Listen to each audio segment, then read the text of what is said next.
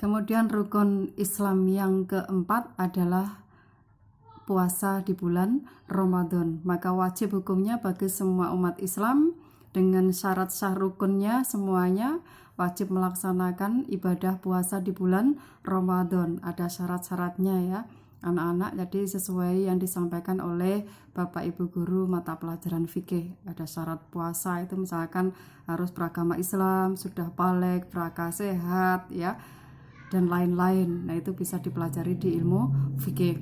Kemudian rukun Islam yang kelima yaitu ibadah haji ke tanah suci Makkah ya. Itu wajib dilaksanakan oleh orang Islam apabila mampu mengadakan perjalanan ke sana. Dalam artian mampu itu tidak hanya mampu dalam hal keuangan atau biaya saja, tapi mampu dalam hal yang lainnya juga, yaitu yang pertama biaya, kemudian kesehatan ya, jadi dari kesehatan fisik ya, kemudian dari kesehatan psikisnya juga, jadi jasmani dan rohaninya harus betul-betul sehat. Andaikan jasmaninya sehat dia ya tidak punya penyakit apa-apa, tapi dalam hal rohaninya dia terganggu, tidak sehat, maka tidak wajib untuk menjalankan ibadah haji. Kemudian dalam hal selain sehat jasmani dan rohani, maka dalam hal keamanan dalam mengadakan perjalanan ke sana. Jadi aman apa tidak perjalanan ke sana? Apakah sedang ada bencana alam, sedang ada mungkin peperangan di udara sehingga menghambat untuk perjalanan jamaah haji, maka itu harus ditunda terlebih dahulu. Nah, kemudian transportasi yang jelas, alat transportasi itu memenuhi, jadi mampu mengadakan perjalanan ke sana. Dari jarak tempuhnya, nah itu harus pakai transportasi apa, itu sudah ada semuanya, mampu dalam hal semuanya itu. Jadi kemudian dari mampu dalam hal biaya, kemudian kesehatan jasmani dan rohani, terus kemudian alat transportasi dan keamanannya terjamin. Nah itu insya Allah sudah wajib bagi orang muslim untuk melaksanakan rukun Islam yang kelima. Nah itu adalah unsur-unsur dari akidah dan Islam. Jadi ada akidahnya, keimanannya, dan kemudian dari Islamnya itu 5 rukun Islam. Nah bagaimana orang yang sudah mengaku dirinya beriman kepada Allah, apakah boleh dengan bersekutu dengan selain Allah dalam hal artian dalam penyembahan? Maka tidak boleh. Orang yang menyekutukan Allah itu ya disebut musyrik. Perbuatan menyekutukan Allah itu disebut syirik. Syirik itu menyekutukan Allah, menduakan Allah dengan yang lain. Jadi selain menyembah Allah, maka juga memuja makhluk Allah yang lainnya. Misalkan bekerja sama dengan setan ya, untuk mencari rezeki atau apa, minta rezekinya agar instan, cepat kaya atau lainnya, maka itu namanya menyekutukan Allah. Kalau kita meminta rezeki, meminta kenyamanan, kedamaian, kebahagiaan hanya kepada Allah, bukan kepada makhluk yang lain, karena mereka adalah juga makhluk. Nah, barang siapa yang menyekutukan Allah, maka itu adalah musyrik. Dan dosa yang tidak bisa diampuni oleh Allah adalah dosa syirik. Itu sangat berbahaya ya. Jadi hati-hati betul. Kemudian apakah misalkan tentang adat suatu daerah, apakah kita boleh melakukan? Kalau adat tersebut, kebiasaan tersebut atau adat istiadat tersebut tidak berlawanan dengan ajaran Islam, maka boleh dilaksanakan. Tapi kalau berlawanan dengan ajaran Islam, maka tidak boleh dilaksanakan ya. Itu saya kira anak-anak bisa memahami ya, apa sih adat yang tidak diperbolehkan. Misalkan nyadran, katanya apa nyadran itu, kalau istilah Jawa nyadran ya, itu membuat sesajen-sesajen di bawah pepohonan, memuja ruh-ruh leluhur. Nah itu di dalam Islam itu tidak boleh ya, karena apa, bukan yang masih hidup minta kepada yang sudah mati, tapi yang hidup itu mendoakan orang yang sudah meninggal. Orang yang sudah mati itu butuh doa kita, bukan kita yang minta kepada orang yang sudah meninggal ya. Itu harus kita luruskan. Jadi kemudian memberikan sesajen-sesajen kepada ruh-ruh itu tidak boleh kalau di dalam Islam ya. Namanya kita menyembah hanya kepada Allah, ya hanya kepada Allah, minta semuanya kepada Allah. Kalau ingin kaya, ingin apa ya rajin bekerja, ingin pinter ya rajin belajar. Jangan kita mintanya instan dengan cara yang menghalalkan segala cara. Nah itu hati-hati betul ya, karena ingat dosa syirik itu tidak bisa diampuni oleh Allah. Seberapapun dosa manusia, dosa kecil hingga besar akan diampuni oleh Allah apabila dia mau bertaubat, kecuali dosa syirik yang sengaja dilakukan ya.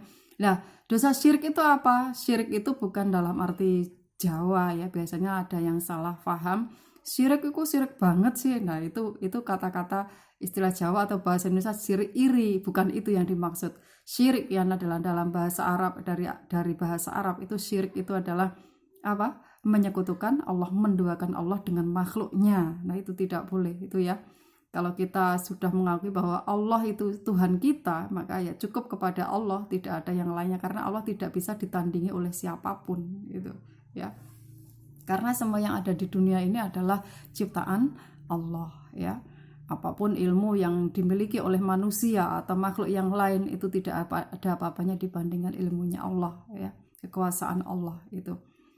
Jadi hati-hati.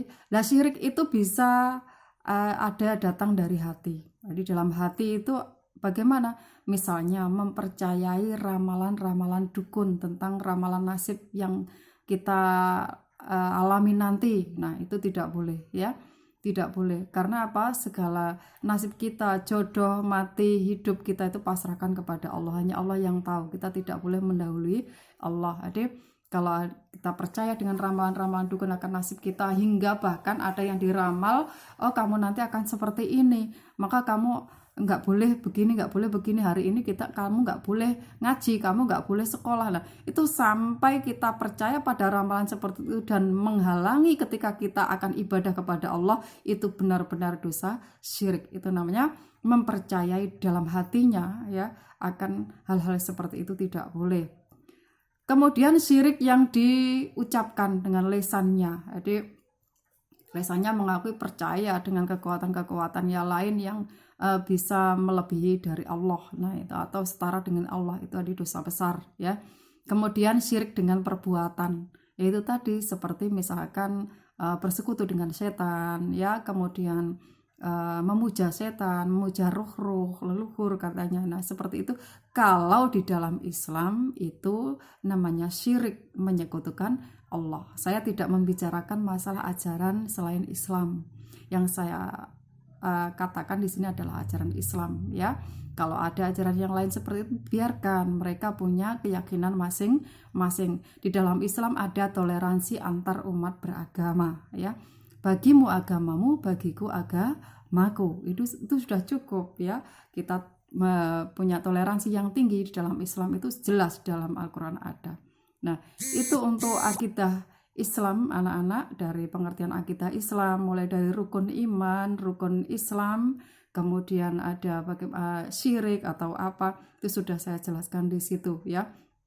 Jadi orang yang beriman kepada Allah harus dikuatkan. Nah, itu yang paling penting dalam Islam itu adalah akidahnya terlebih dahulu. Sebelum mempelajari hal-hal yang lain, syariat-syariat dan lain, itu adalah yang paling diperkuat adalah akidahnya dulu. Ibaratnya bangunan, akidah, keyakinan, keimanan itu adalah pondasi.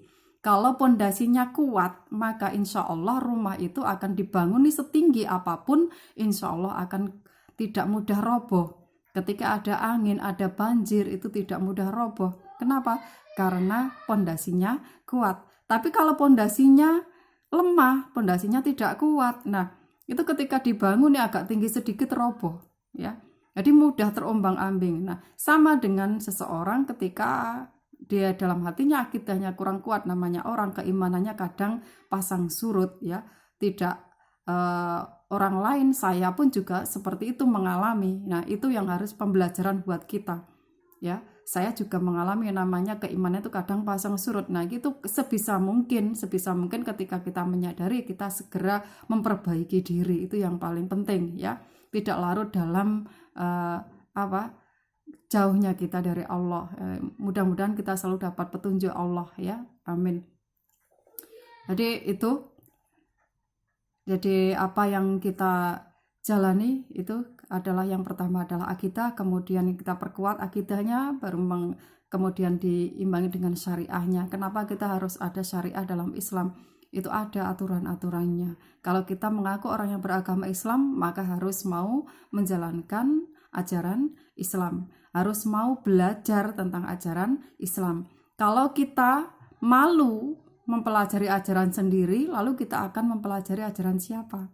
Kita justru harus malu kalau kita tidak mengerti, tidak mampu dalam mempelajari ajaran Islam, tidak mengerti tentang Islam. Kita harus malu kalau kita tidak tahu tentang Islam karena kita beragama Islam. Itu anak-anak saya kira cukup untuk tentang pengertian akidah Islam. Dari akidahnya semuanya itu saya kira cukup sekian dulu, mudah-mudahan bisa dipahami oleh anak-anak. Nanti kalau ada pertanyaan bisa langsung ditanyakan melalui chat WA dan lain-lain.